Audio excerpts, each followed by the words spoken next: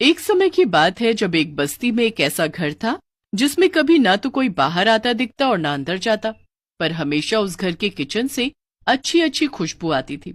उसी घर के सामने एक परिवार रहता था जिसमें 4 बच्चे और उनकी दीदी रहते थे। वो लोग बड़े ही गरीब थे।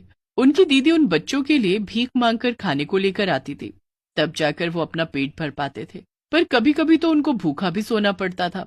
एक दिन ऐसा ही हुआ जब उन बच्चों की दीदी रात तक घर नहीं लौटी और बच्चे भूख से बिलख रहे थे।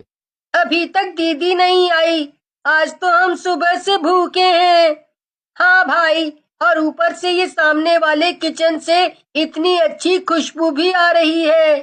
वो तो हमेशा ही आती है, पर खुशबू से थोड़ी हमारा पेट भरेगा। हाँ सही बात है, अब तो दीदी के आने का इंतजार करो बस। एक काम करता हूँ, सामने जाकर एक बार आज जाकर देख ही आता हूँ कि आखिर इस घर में कौन है जो कभी दिखता तो है नहीं, पर खुशबू इतनी अच्छी आती रहती है। आखिर वहाँ कौन बनाता है इस सामने वाली किचन में। चल पागल है क्या, चुपचाप यहीं रह। क्या पता कोई खड़ूस औरत रहती हो और तुमको भगा दे। भगा दिया तो भगा दिया, क्या फर्क पड़ता है। पर एक बार कोशिश तो करने दो। सोचो, अगर उन्होंने कुछ खाने को दे दिया तो। दीदी तो हमेशा वही रोटी सब्जी देती है। क्या पता आज कुछ बढ़िया सा खाने को मिल जाए।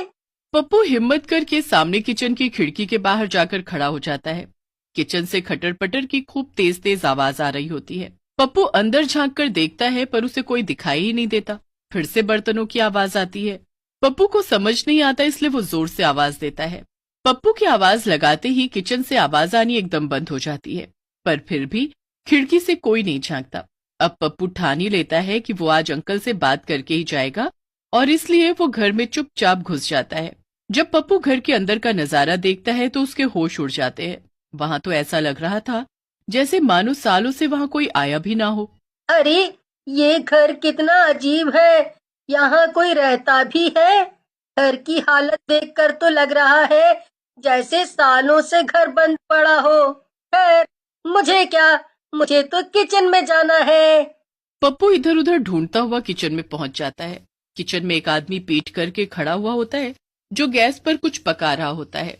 Uncle, uncle. पप्पू की आवाज सुनकर वो आदमी जैसे ही पलटता है, पप्पू वहीं जमीन पर गिर जाता है और जोर जोर से रोने लगता है। भूत, भूत, बचाओ, माँ बचाओ। क्या हुआ बच्चे, तुम